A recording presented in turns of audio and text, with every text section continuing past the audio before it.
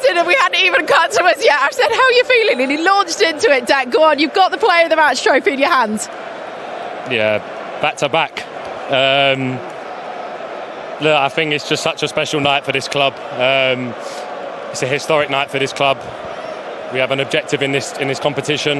We want to play the best teams and we want to win this competition. And there was a lot of talk coming here about them coming back because they've done it so many times before, but we had so much belief and confidence from that first leg that we had enough to come here and win the game, and not just win the game. We knew we was going to suffer, but we knew we was going to win. And yeah, we had it in our mind and then we done it in real life. So yeah, what a night for the club.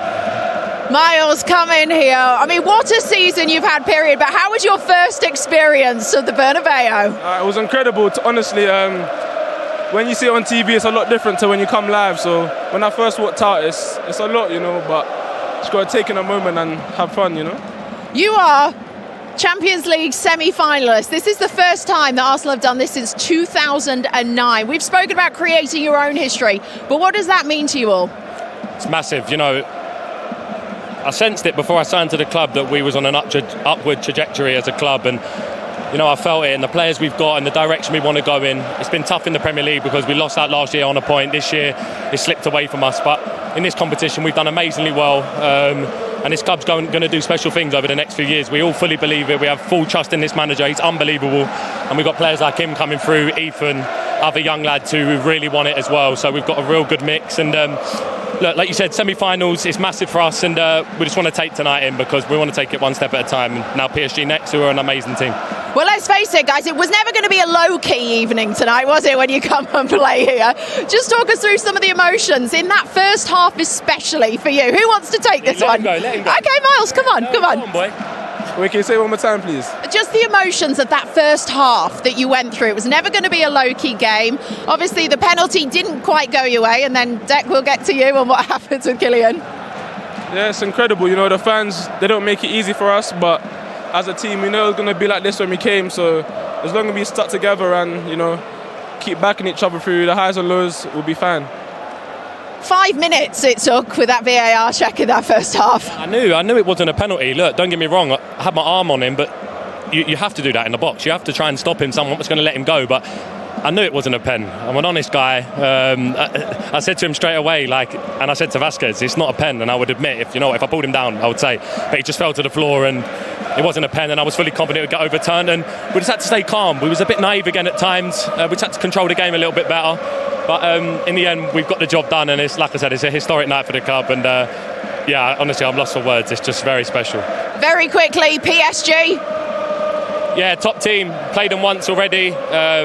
We feel like they're a different team to back then. We've seen what they can do, but also we see what Villa done to them last night and caused them a lot of problems. So, look, we'll be working hard. We now have to go to Ipswich on Sunday, which is going to be a tough game because we want to secure that, keep going and keep winning matches in the Prem, and then also, like you said, focus on this competition. Yeah, well, massive congratulations. Enjoy this one. Take it in.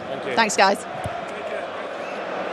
Yeah, it's incredible. Do you know the last time Real Madrid were knocked out of the quarterfinals in the Champions League? They were beaten by Monaco 21 years ago in 2004. Miles Lewis-Kelly wasn't even born then. And this tells you a lot about this Arsenal team. They are a young side, led by a young manager who's learning on the job as well. How impressed are you with what Mikel Arteta has managed to achieve year on year with this club? Yes, very impressed. I mean, they were excellent over 2 legs, but in the semi-finals, that's all they're in. We want them to win, and once they win it, we'll eulogise about Mikel, about Declan, about everybody else. But they've done the hard part. That in the semi-finals, got an equally difficult tie to come up. But you have to get over the line, Reshman.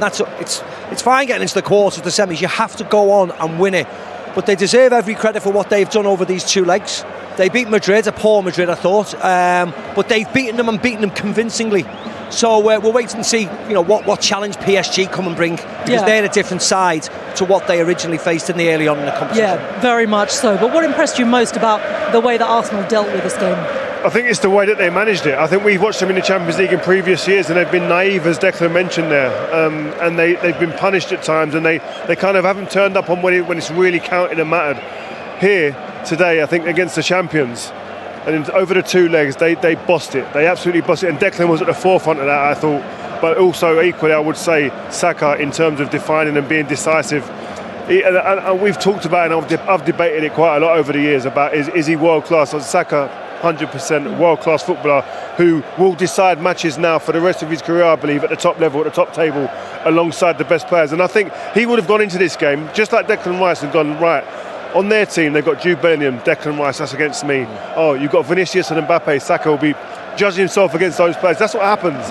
They've come out on top today. It's only one game over 2 games, I get that. But it's a chance to go, right, I'm at the top table today, and I've actually sat here comfortably and overshadowed the people that were meant to be better or considered better than me. Yeah. Right, let's start talking. Where am I? I think it's a great confidence boost. Do you know that the context we put it into, without a striker, Havertz injured, Jesus out, Saka, 101 days or so it was to get him back. He gets back just in time, just 2 weeks ago, and he's performing like this. It's incredible.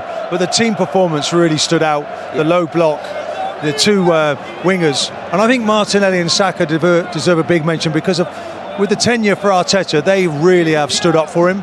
And tonight it was fitting that they scored the 2 goals. But look, this is an Arsenal team, some way to go. PSG next, yeah, lovely. Let's bring it on. But they're a very healthy team at the moment. Yeah. So Arsenal will go again. They need to secure the Premier League. They want to do well in that to get back here again for next year. But this is a fantastic night for us. And analysis coming up, but just to let you know, the quarterfinals of the Europa and Conference Leagues continue tomorrow. It could be a season-defining night for the British clubs involved there as well. It is, of course, all square in each of the Europa League ties, featuring Manchester United, Rangers and Tottenham. A coverage of all of those begin at 7 o'clock. Much less jeopardy for Chelsea on TNT Sports 4, and you can review all the action, of course, in the highlight show at 10:30 on TNT Sports 1 across the Easter weekend.